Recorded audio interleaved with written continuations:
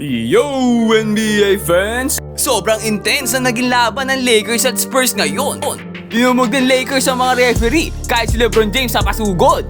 Nanggigil pa si Coach Redick sa mga pangit na tawag.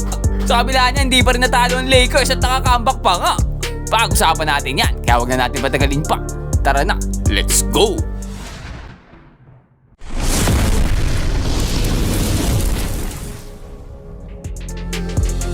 At yun nga simula pa nga ng laro ay pinapakita na nitong si Wembanyama ang kanyang dominance sa ilalim. Hindi siya makakuha ng rebound dito. Pero buti na lang merong dominator nitong Lakers. At grabe ang makipagsabayan nga kay Wemby dito. Nabigyan nga ng second chance dito ang Lakers at si Luka agad ang napuntahan ng bola. Siyempre matik na yan sa 3-pointer. Kaso lang maganda rin na nagsimula dito ng San Antonio lalo na itong si Champagne na nakakuha nga agad ng easy 4-point play. Sinamahan pa yan ng 2 points, easy 6 points agad pag first quarter pa lang. Pero hindi naman papayag si Luka Doncic dyan, napakagandang pasa kay Dominaton. At isa pa sana dito si Ayton kaso lang napakagandang depensa sa kanya nitong si Wembanyama, natapay pa nga siya. Hindi basta-basta nasa ilalim kasi. At ito nga si Champagne na naman, sa corner 3 naman siya bumanat. Pero syempre makakabawi naman dito si Luka.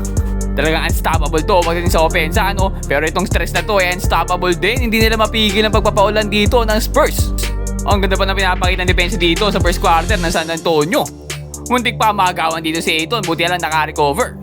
Kaso lang di makahanap ng open spot dito ang Lakers Ang bilis sa recovery dito ng Spurs at di sila makakuha ng open na shot.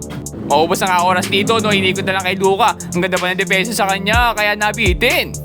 Airball ang ganda ng depensa nun. At dito nga nagpatuloy ang magandang depensa pinapakita ng Spurs. Sobrang dikit nga ng pagbabantay nila dito ay Luka at hindi nga sila kumakagat sa mga peke niya Mukhang napag-aralan ng galaw nito at nasundutan pa nga siya ng steal dito. At patuloy pa pag-atake nila, hindi mapigil itong San Antonio sa first quarter of action natin. Kaso lang dito si Wemby nilabas at nakita nga ng angulo ni Luka, inakatake sa ilalim itong San Antonio. At talino rin talaga, wala rin kasi yung backup center itong Spurs kaya hirap sila sa ilalim at doon nga sila dinadali ng Lakers. Kaya binabawian na lang sila ng mga ng outside shooting nila at gumagana naman nga. Kaya dito binilikta muna si Wemby para mabawasan ng hirap sa ilalim at ang ganda pa ng pasa niya. Walang nagawa si Luka dun Pero hindi naman papaulit dito basta-basta ang Lakers, dictate charge for the jumper. At Luka nga dito aatake na. Dito nga naitulak na siya pero wala man lang tawag na foul. At siya nga ulit na hawak dito ng bola atake na naman nga ulit, sumabit sa kanya si Sowan. Kaso walang tawag ng foul, buti nakuha niya ang rebound. Nung naipasok niya nga tira, sisisigawan niya ang referee. Wala kasing tawag, dalawang sunod na place yun. Dito nga para naapektuhan na si Luka at naagawan pa siya. Napufrustrate siguro sa mga non-calls itong referee Pero buti na lang nakita si Dalton Connect dito to nagda 3-pointer bago matapos ang first quarter. 3-point lead dito pa rin na San Antonio. Second quarter, natapat si Bronny kay Wemby at binunggo nga siya nito. Wala naman tawag na foul at easy basket para kay Wemby. Kaya itong si Bronny babawi naman, napakaganda ng jumper dito sa gitna. Hindi nakareact itong si Alien. Sinamahan pa yan ang jumper ni Rui Hachimura sa painted area. Kaso lang dito makakaagaw ang San Antonio. Napakagandang steal at libreng dakdak.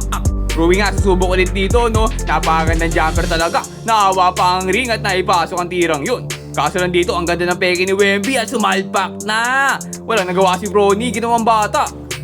Pero dito ang talino ni Marcus Smart, nagpasabit nga siya kay Wembanyama. Dahil nga dito nakakuha ng early 3 fouls itong si Wemby. Kakasimula pa lang halos ng second quarter dito at napilitan na nga siyang ilabas agad. Sa kabila niya mainit pa rin ang 3-point shooting itong San Antonio. Kaso lang dahil wala nga si Wemby sa ilalim may nakuha na naman na advantage to ng Lakers. Minamama sila sa gitna. Pero sabi nila sige pasok nyo sa loob basta kami sa labas. Napakainit ang mga kamay. Patuloy lang naman ang pag-take advantage itong si Ayton at Luka sa ilalim. At napakagandang galaw pa nga doon mula kay Luka na lusutan ng 2 defenders. Ang lupit talaga. What a steal! Ayun nga, nagmamadali na. Tugtog-tugtog ayun na, nagtatakbo si Rui Hachimura. Nakita niya. Napakagandang peke nga nito sabay jumper. Ang smooth lang. At grabe na rin talaga ang connection nitong si Luka at si Rui. Another pass nga dito sa kanya. Binato na bola kay Rui Hachimura. Kaso lang ito si Hachimura hindi na finish. Nakadalawang try na hindi pa rin pumasok. Inaasar pa siya dito ni Doncic. Wala, natawa na lang siya Alam niyang error na yun Pero this time, no look behind the back pass mula kay Luka Doncic. Hindi na tumingin. Babawi naman si Rui dito at naipasok naman niya ang tirang yun. Buti lang nakabawi at nag-thank you pa nga ariga thanks para sa apo na si Hachimura What a nice tandem. Hindi pa tapos dito si Luka, this time siya naman titira, nakapagad ng step back 3 noon. Kaso lang grabe talaga mga referee dito. Dito binunggo si Marcus Smart, no, binuwag na. Pero siya pa natawagan ng foul, blocking daw. At muli nga makakabaon dito ang San Antonio, no? Napakaganda doon sa ilalim ng move ni Sohan. Babawi naman dito sila Arabia, napakagandang move against kay Wembanyama. At nagpapalitan na nga, nagpapakita ang gilas ng magkabilang teams. Pinapakita ang kanilang mga skills at mga galaw no? Dito nga kapenis pa ni Sohan na sa kanyang magandang footwork, ito si Ayton. At bago matapos sa second quarter, ito si Wemby, binunggo ba naman si Vanderbilt. Tingnan nyo naman dito kung paano niya binuwag itong si Vando. Pero ang masama dyan, no, si Vanderbilt pa daw ang natawagan dito ng foul. Imbis na offensive kay Wemby ay blocking daw. Last 0.5 seconds na lang ng second quarter to, makakuha pa ng free throw. Kaya ito si Coach Redick gustong i-challenge. Kaso lang hindi siya pinayagan ng referee dito, no? Kaya hindi makapaniwala kahit si LeBron James napasugod na Ayaw siyang pagbigyan sa challenge dahil late na daw siya nag-request. Masyado na raw napatagal bago niya sabihin gusto niya ng challenge Kaya dito, nagagalit na si Redick. Talagang dinuduro-duro na dito ang referee. Nanggigigil na, unfair naman kasi. Kaya nabigyan pa si Wemby dito ng free throw. Kaso ball don't lie. At nagmintis nga si Wemby sa isang free throw na yan no? Kaya natapos pa rin dito ng Lakers ang halftime with a 1-point lead. 60-59. Third quarter of action, si Luka sinusubukan dito paglaruan si Wemby. Kaso lang masyado malakas sa depensa itong si Wembanyama, no? Buti lang si Ayton dito nakalusot, muntik pa siya matapal At Marcus Smart dito, matake naman kay Wemby at wala man lang kasabay-sabay. At Smart dito, he's feeling it, tumira ng 3-pointer. Samantalang dito si Wemby, nakatake na si Luka. Naka-double tip pa nga siya dito pero buti lang na-kick out niya kay Harrison Barnes for the 3-pointer ulit. Iba talaga itong veteran na to pagdating sa 3 points At ito nga nagpapaulan naman ng 3-pointer ang San Antonio. Hindi talaga sila mapigil sa labas At ang ganda pa doon ng galaw ni Wemby, nakalusot. At ito na naman nga si Champagne for the corner 3. Nawalan nga siya dito pero nakuha ni Harrison Barnes. Susubok sa kabilang side at papasok na yan. Pero Luka Doncic dito may hawak ulit ang bola. Ang ganda ng step back. Ang higpit ng depensa doon pero naipasok pa. At another steal mula kay Luka. Grabe talaga si depensa to si Luka ngayong taon no? Nag-improve. Ang ganda pa ng alley-oop niya doon kay Dominaton. At natawagan naman ng travel dito si Wemby, tumama sa tuhod ni Hachimura. Pero dito Marcus Smart ang talino, no, kinuha niya agad bola habang hindi pa prepared ditong San Antonio. Kaya na-caught off guard sila, kaya nakalibre ng dakdak ng si Ayton. Kaso lang itong si Barnes, talaga mainit na ang outside shooting. Babawi naman dito si Luka, makikita si Vanderbilt sa corner. Bando dito, first 3-pointer of the season. At another try ulit dito, napagan ng peke pero this time si Bando naman ang mamamasa kay Laravia for the corner 3. Same spot, same result. Kaso lang ito na ang Rookie of the Year last season, no, Stephen Cassell. Umaatake na habang nilabas si Wemby, nakaupo sa bench. Ito nga sumalaksak na, nakakuha pa ng foul and 1. Nagmala-Lebron pa nagyabang. Kahit si Wemby napaflex Grabe itong mga batang to. Pero dahil wala nga si Wemby, naman, take advantage na naman yan ni Luka. Kaso dito no, si Marcus Smart, binuwag na naman ito si Sohan. Pero once again walang tawag at sa kanya pa nga ang tawag ng foul. Siya na sinalubong nakaplant na yung paa ni Smart pero siya pa rin nakakuha ng foul. Di nga siya makapaniwala dito Ang masama pa, wala na siyang ginagawa, binigyan ba naman siya ng technical foul. Ang lala, napatahimik na nga lang tong si Smart Siya nakakuha ng foul na technical pa. At may papasok pa nga ang mid-range na to bago matapos ang third quarter. Kaya lumobo kalamangan dito ng Spurs sa 8, 96-88 pagtapos ng third. Pero fourth quarter of action, hindi pa tapos dito ang Lakers, no? Hindi pa sumusuko, Laravia nga dito to start the fourth. At ito si Marcus Smart talaga ang grabe, ang defensive IQ. Ang ganda ng defense niya kay Wemby dito, no? At inalay na katawan niya para makakuha ng foul. Ayun na nga ang panlimang foul dito ni Wemby, kaya nilabas muna siya dahil gagraduate na Ginamit naman niya na advantage naman itong Lakers. Talagang pinakatake nila sa ilalim dahil wala nga si Luka. Jackson Hayes nga dito. Agad ng alley-oop, nakakuha pa ng foul. Hachimura din dito, nakakalabaw na papunta sa ilalim, nawalan. Pero grabing rebound dito ni Ayton. Nawala yung katapat niya Kasi dito si Wemby matatawagan ng blocking. Siya na yung binunggo dito siya pa natawagan ng foul. Grabe talaga mga referee sa larong to. Hindi nga siya makapaniwala dahil ito na rin ang 5th foul ni Luka sa larong to. Isa na lang din nag-graduate na siya. Pero hindi na nga siya nilabas dito ni Redick. At nagpatuloy nga ang 2-man game nila ni Ayton. At grabe talaga si Ayton sa ilalim. Dominating talaga. Kaso lang ito na naman ang outside shooting ng Spurs.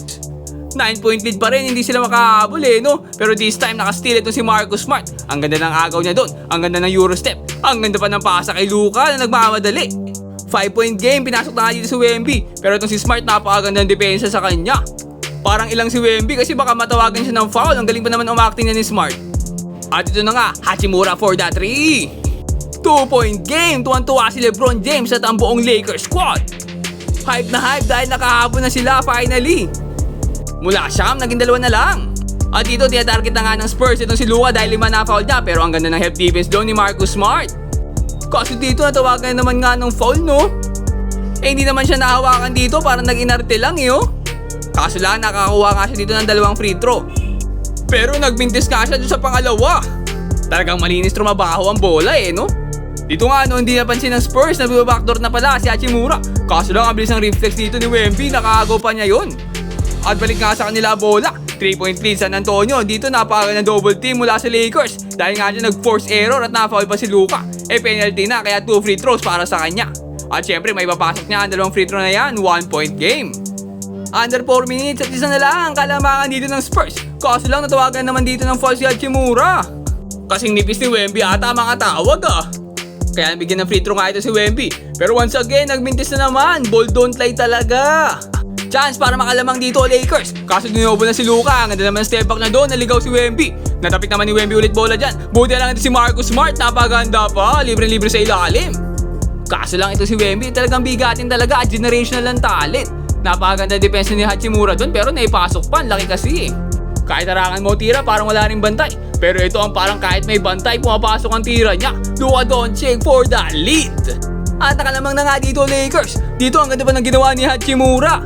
Nakuha ng foul si Wemby dito. Nangasar pa pagtapos, 6 fouls daw Ang ganda kasi ng ginawa niya dito, sinacrifice ang katawan para makakuha si Wemby ng foul. Dahil nga dyan, fouled out na ito si Victor Wembanyama. Naku po, kung kailan sila naghahabol. At last 20 seconds, 4-point lead Lakers. Kaso lang, bababa pa yan ng Spurs itong dalawa. Wala na nga silang choice dito kundi i-foul si Marcus Smart. At naipasok naman ni Smart ang 2 free throw na yan. 4-point lead pa rin dito Lakers. Another try para sa Spurs. Another 3 na naman, Stephon Cassell. Nakabitin kaso nakuha ni Olynyk ang offensive rebound. 1 second na lang kaya ibabato na lang ni Smart ang bola dito para matapos na ang laro. Kaso lang, matinding error ang nangyari dito kay Smart. Hindi makapaniwala si Luka. Hindi pala nakadapak yung 2 paa niya sa out of bounds Nagkaroon pa ng violation, hindi siya makapaniwala. Yung mga referee naman dito parang biglang luminaw yung mata nakita pa yun. Kaso lang dito ang ganda ng pinakita ng depensa ni Smart. Bumawi, 0.4 second step na nga lang at nag-alley-oop na kaso nagbintis. Kaso lang tinawagan pa rin ng foul, hindi na makapaniwala si Luka, tinatawanan na lang. Pero to si Redick nagagalit kasi naman tapos na yung oras na foul pa 2 free throws nga para dito kay Champagne. Kaso lang talagang parang lie detector test ang bola natin dito. Talagang ball don't lie. Wala silang choice ngayon dito kundi i-mintes at i-follow up na lang. Dito nga another chance for the win. Kaso nawalan talaga. At secure nga dito ng Lakers ang panalo. Galing si Luka kahit kampitin pa daw ang referee. Hindi pa rin kayo mananalo. At natapos nga ang laro sa score na 118-116. At ating best player of the game ay walang iba kundi si Luka Doncic with 35 points, 9 rebounds and 13 assists. At 5th win streak na nga dito ng Lakers Pero kayo, ano sa tingin nyo? Tingin nyo ba ay kaya nilang ipagpatuloy ito hanggang sa pagbabalik ni LeBron James? O meron bang team ang kayang pumigil sa kanila?